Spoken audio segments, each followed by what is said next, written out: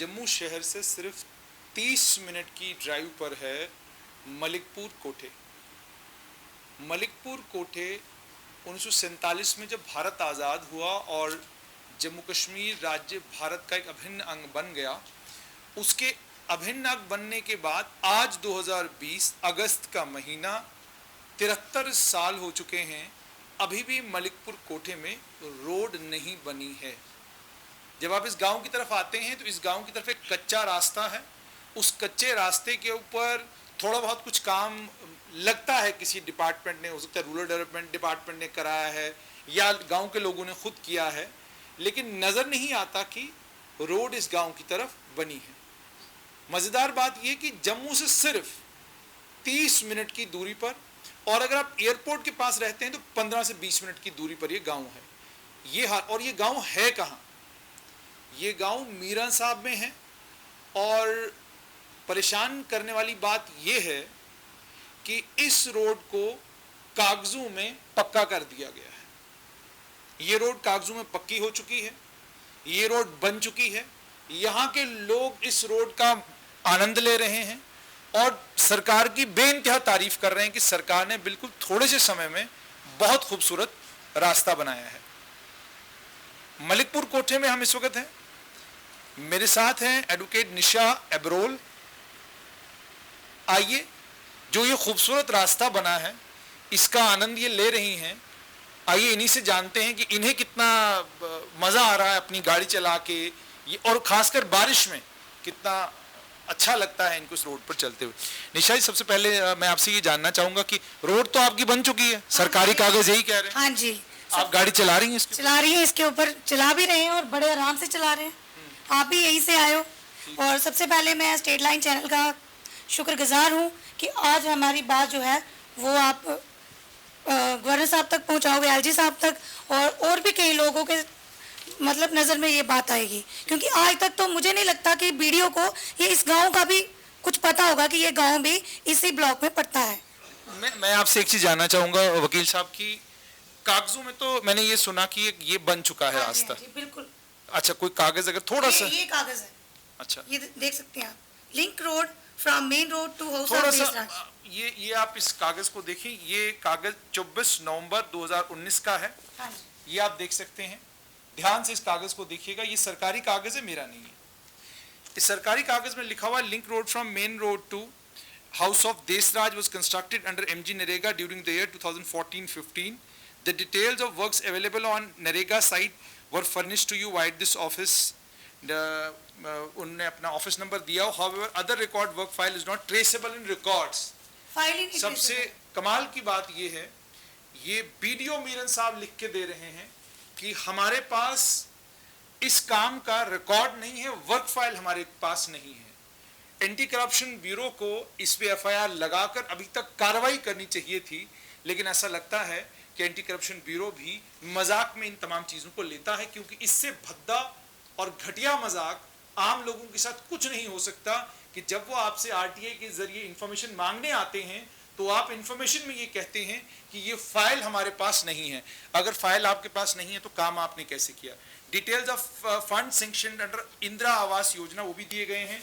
Existing एमनरेगा card holders, उनकी detail भी यहाँ पर है।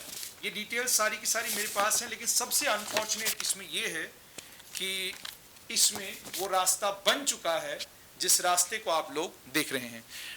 वकील साहब, ये तो सीधा सीधा फ्रॉड का और बेईमानी का मामला है। रास्ता बना नहीं है या नरेगा में ऐसे ही काम होते हैं? जुनेद भाई, ये तो एक मैटर रहा ना, मैटर एक नहीं है इस ब्लॉक का, मैटर बहुत सारे हैं जो मैं एक एक करके बताना चाहूंगी। ये आरटीआई लगाते हैं सुभाष चंद्र जी, सुभाष चंद्र जी एक आरटीआई लगाते हैं। इसमें ये कहते हैं 14-15 में रोड जो है कंस्ट्रक्ट हो गया। ये देखिए आप, link road from main road to house of Desraj was constructed under NREGA during the year 2014-15। लेकिन वही आरटीआई मैं लगाती हूँ कि मुझे डिटेल दी जाए कि सिंस 2014 से कौन से काम हुए हैं, कौन से नहीं हुए। इसमें हमारे गांव का नाम ही नहीं आता। क्या रीजन है? मैं रीजन पूछना चाहती हूँ अपने वीडियो साहब से, क्योंकि मैं इस चेयर से क्वेश्चन करना चाहती हूँ कि इतनी बार हमने आरटीआई लगाई। जब ये आरटीआई लगाते हैं इसमें ये कहते हैं डिटेल देते हैं हमारे गाँव की, लेकिन जब मैं लगाती हूँ, क्योंकि मैं एडवोकेट लिखती हूँ इसलिए नहीं, क्योंकि उनको पता चलता है कोई पढ़ा लिखा बंदा आरटीआई लगा रहा है, इसलिए नहीं जवाब देते हैं सही। अच्छा, मुझे एक चीज और समझनी है, जैसे इसमें आपके गांव का नाम ही नहीं है, तो उसमें तो कह रहे हैं मनरेगा में काम हो चुका है, कंस्ट्रक्ट हो चुका है। अच्छा, इसका मतलब ये हो गया जब आम आदमी आरटीआई डालेगा तो उसको जवाब में कह दिया जाएगा भाई हो गया है, और जब वकील डालेगा तो कहा जाएगा कि भाई ये तो है ही नहीं। हाँ जी, हाँ जी। और हालांकि इससे रिलेटेड मैंने डायरेक्टर साहब को भी मैंने कंप्लेंट डाली। अच्छा, उसके बाद एक चीज और जानना चाहूंगा, जो काम इसमें बताए गए हैं ये वाकई कंप्लीट हुए हैं? आप देख सकते हैं, मैं तो कह रही हूँ इंक्वायरी इनिशिएट होनी चाहिए। मेरी तो एलजी साहब से डिमांड है, मनोज सिन्हा जी से डिमांड है मेरी कि आए जरा देखें, अपनी टीम एक बनाए, देखें कहाँ कहाँ ये जो कागजों में ये सब हो रहा है। मैं नहीं कहती पुराने आप 40 साल से करो, आप सिंस 2000 से लगा लो, वहां से ये इंक्वायरी इनिशिएट करें तो उनको बहुत सारा कुछ देखने को मिलेगा। बहुत सारी बंगलिंग हुई है। निशा जी, आपसे ही जानना चाहूंगा कि आपके गांव की तरफ रास्ता नहीं आता, हाँ, इंदिरा आवास योजना में लोगों को जिनको 3 किस्तें मिलनी थी, एक किस्त मिलती है, दूसरी 2 किस्तें नहीं मिलती। हाँ, इंदिरा आवास योजना में एक आदमी को 25,000 दिया जाता है, 50,000 जो है रिकॉर्ड में दिखाया जाता है। ये सब कुछ यहाँ पे हो रहा है और एंटी करप्शन ब्यूरो को क्या ये चीजें नजर नहीं आती? क्या आपने ये चीजें उनके नोटिस में लाई और उनका रिस्पॉन्स क्या था? नहीं, एंटी करप्शन तक मैं अभी नहीं गई, एंटी करप्शन ब्यूरो तक नहीं, विजिलेंस ही हाँ, एंटी करप्शन नहीं विजिलेंस तक भी मैं नहीं गई। मैं क्यों झूठ बोलूं, मैं विजिलेंस तक भी नहीं गई। हाँ, मैंने जो है ये डायरेक्टर साहब जो रूरल डेवलपमेंट डिपार्टमेंट के हैं उनको एक कंप्लेंट फाइल की थी। फिर हमारी शीतल नंदा जो है उनको मैंने सेक्रेटरी जो है सेक्रेटरी हाँ उनको डाली थी, और हमारे जो फारूक खान साहब थे उनको डाली थी, एडवाइजर्स, हाँ एडवाइजर उनको डाली थी। कितना समय हो गया इसको? समय हो गया, ये कोरोना काल से पहले का, कोरोना पीरियड से पहले की बात है। अच्छा। उसके बाद ये कोरोना पीरियड आ गया, फिर मैंने फर्स्ट अपील लगाई, उसके बाद सेकंड मैंने डाली, फिर यहाँ से जो एब्रोगेशन हुई 370 की, उस वजह से हमारा सेंटर में चला गया ये ऑफिस स्टेट इंफॉर्मेशन का, तो मैंने वहाँ पे लगाई है। तो ये कोरोना से थोड़ा काम रुका हुआ है, अदरवाइज मैंने अपील फाइल की है सारी, सब जगह आपने अपील? सब जगह। निशा जी, निराश है? निराश, हार नहीं मानूंगी, निराश तो हूँ लेकिन हार नहीं मानूंगी, जहां तक जाना पड़ेगा जाऊंगी। और मैं कह रही हूँ कि आपके माध्यम से कह रही हूँ, culprit should be put behind the bar. आपको लगता है कि ऐसा संभव है? हमारे देश की रीत नहीं है ऐसी। हमारे यहाँ ये है कि चोर चोरी करता रहे, डाकू डाका डालता रहे, थोड़ी बहुत इंक्वायरी हो जाती है, कोई एक आधे महीने के लिए उसको सस्पेंड किया जाता है, फिर वापस उस बाबू को दाएं बाएं कहीं लगाया जाता है। मैं तो चाहूंगी ऐसे बंदे को डिसमिस करना चाहिए जो भी इसमें ब्लू आइड पर्सन इन्वॉल्व है। सरकार ने किए निशा जी, बहुत सारे लोगों को डिसमिस किया, लेकिन वो सारे कोर्ट के रास्ते वापस आ जाते हैं। नहीं, अब इतने प्रूफ्स हैं, जो जिस कोर्ट में जाएंगे ऑनरेबल जज जो भी होंगे वो इस चीज को तो देखेंगे ना कि क्या ये बंगलिंग हुई है। और मौके पर जैसे हम दिखा भी रहे हैं, हाँ जी, ये रोड जो है ये बना नहीं बिल्कुल, आप देख सकते हैं, आपने देखा भी होगा रोड को। क्या आपको लगता है एंटी करप्शन ब्यूरो का मामला फौरन से एंटी करप्शन के हवाले कर दिया? बिल्कुल। और मैं तो जैसे मैंने डायरेक्टर साहब को लिखा है वही कर देते, और वो क्या करते हैं कि लिखे हुए भी लगभग 9 महीने से ज्यादा का समय हो गया, इससे भी ज्यादा हो गए। अब मैं आपके नोटिस में एक चीज लाना चाहूंगी कि मैंने जब डायरेक्टर साहब को कंप्लेंट डाली, उन्होंने कहाँ लिख दिया दोबारा वीडियो को।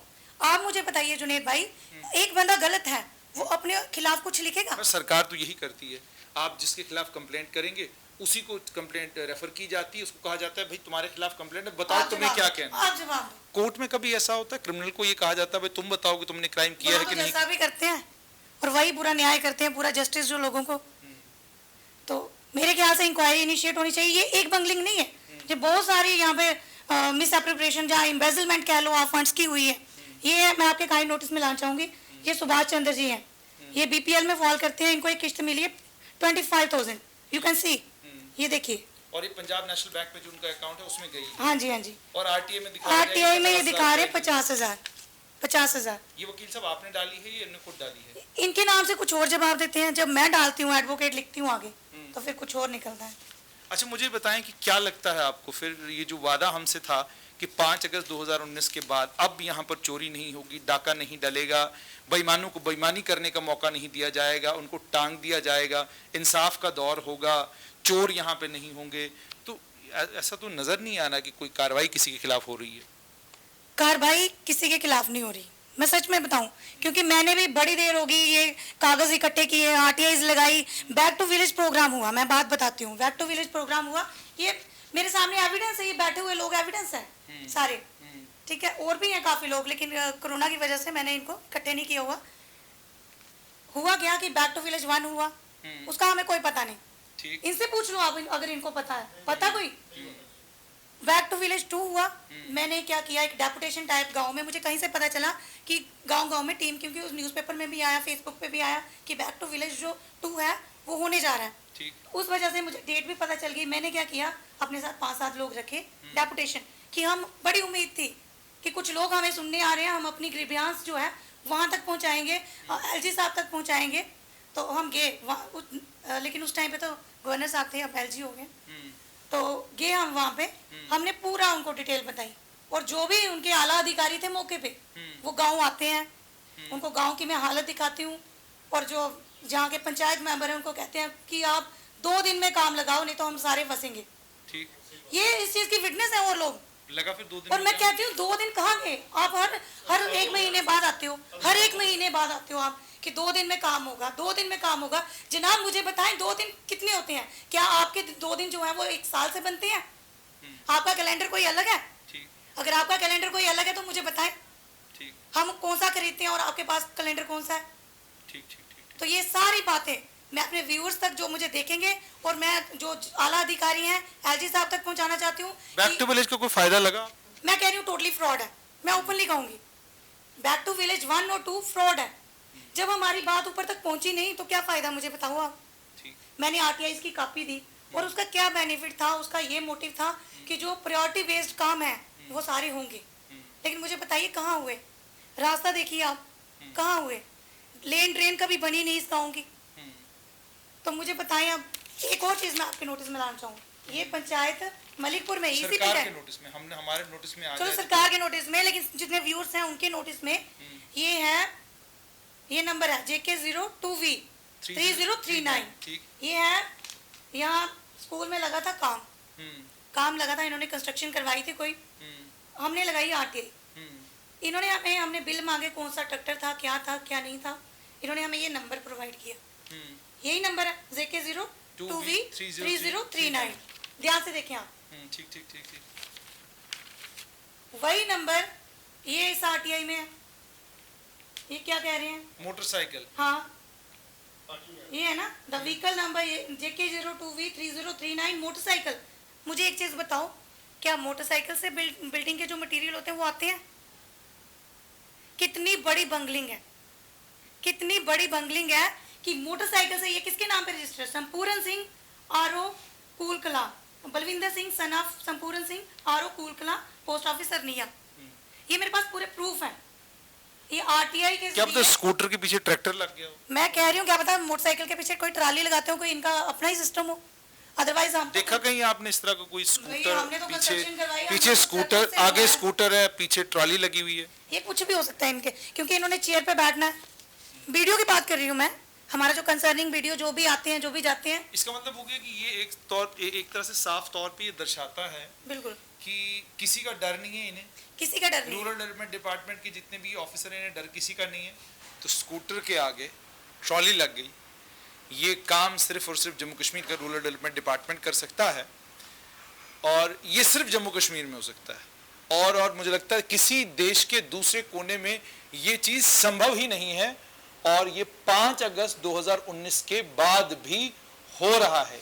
यही ब्लॉक डेवलपमेंट BDO हैं, यही ऑफिसर हैं जिन्हें इधर से उधर और उधर से इधर किया जा रहा है। निशा जी, बिल्कुल अंत में आपसे ये जानना चाहूंगा कि आप RTI डालती हैं, आप कोशिश करती हैं कि आप पता करें कि भाई पैसा आया है, लगा कहाँ, लोग कितना दुखी हैं आपसे? दुखी जुनेद भाई मेरे से नहीं है, दुखी वो है बाबू लोगों की बात कर रहा हूँ, आम लोगों की नहीं। बाबू लोगों से दुखी हैं। दुखी क्यों हैं कि अब ये तो एक हमने बात की अपनी पंचायत की, एक गांव की लगा लें आप, लेकिन आप मुझे बताइए, अगर हर पंचायत का, हर वीडियो ब्लॉग का यही हिसाब होता होगा, इतनी बंगलिंग होती होगी, तो फिर आम लोग कहाँ सरवाइव करेंगे? मुझे बताएं आप, आम लोगों का जीना बहुत मुश्किल है। अरे निशा जी, एक चीज, हाँ जी, आप कैमरे के ऊपर हैं, नए लेफ्टिनेंट गवर्नर हैं मनोज सिन्हा। बिल्कुल इमेज उनका ये है कि बहुत ईमानदार आदमी है, बेईमानी, चोरी, ठगी के साथ दूर दूर तक कोई उनका रिश्ता नाता नहीं है। हाँ जी। आप कुछ कहना चाहेंगी सीधा, बिल्कुल संक्षेप में, थोड़े लफ्जों में जो कुछ आप उनको कहना चाहती हैं कहिए। मैं अपने जो एलजी साहब नए आए हैं मनोज सिन्हा जी, जिनको हम विकास पुरुष के नाम से जानते हैं, मैं उनसे अपील करती हूँ, सबमिशन करती हूँ कि इस पूरे मामले का संज्ञान लें और जो इसमें दोषी हैं, जो दोषी पाए जाते हैं, उनको कड़ी से कड़ी सजा मिले और हम लोगों के साथ इंसाफ हो। और हमारी जो गलियां, रोड, और सिर्फ एक ये पंचायत का मसला नहीं है, ये पूरा जो है ब्लॉक यहाँ का देखा जाए और पूरे JNK का जो BDOs बैठते हैं, इन पे एक चेक रखा जाए, इनके फाइल्स देखी जाए कि भाई यूटिलाइजेशन और सैंक्शन बहुत सारा फर्क है इनमें। यूटिलाइज बिल्कुल।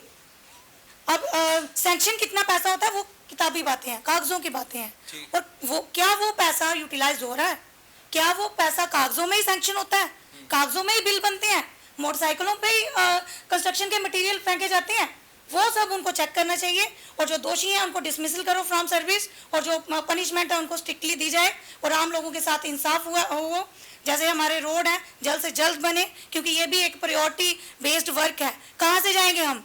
छोटे छोटे बच्चे हैं, उनको स्कूल वैन्स वाले आते ही नहीं है लेने, कहाँ जाएंगे? बुजुर्ग हैं, बुजुर्ग मुझे आप बताओ भाई कि बुजुर्ग अगर जाना हो, कोई बीमार हो जाए, कोई कुछ हो जाए, कैसे जाएगा? कोई लेडी है, कोई कुछ है, वो कैसे वहां से जाएंगे हम? ठीक है, बहुत बहुत शुक्रिया। तो ये थी एडवोकेट निशा अब्रोल। आपने सुन लिया कि मलिकपुर कोठे गांव में की बात नहीं है, ये तमाम ब्लॉक जितने भी जम्मू कश्मीर में हैं, तमाम ब्लॉकों में एक special audit lieutenant governor Manoj Sinha आपको ऑर्डर करना होगा। आपको उस स्पेशल ऑडिट से ही मालूम पड़ेगा कि जमीन पर कितना काम हुआ है, कागजों में कितना काम दिखाया जा रहा है, और आप जब मीटिंग लेते हैं वहां पर ये बाबू लोग आपको क्या क्या बताते हैं। जमीनी हकीकत यह है कि मलिकपुर कोठे में लेन ड्रेन नहीं बनी, जमीनी हकीकत यह है मलिकपुर कोठे की रोड नहीं बनी, जमीनी हकीकत यह है कि IAY का पैसा, इंदिरा आवास योजना का पैसा जो केंद्र सरकार देती है, सीधा लोगों के अकाउंटों में आना चाहिए था, वो पैसा लोगों को नहीं मिला। एक किस्त मिली, दो नहीं मिली, दो किस्तें मिली, तीसरी नहीं मिली। ये सब बेईमानी और ठगी अलग अलग ब्लॉकों में हुई है। एक ब्लॉक इसकी एक मिसाल है।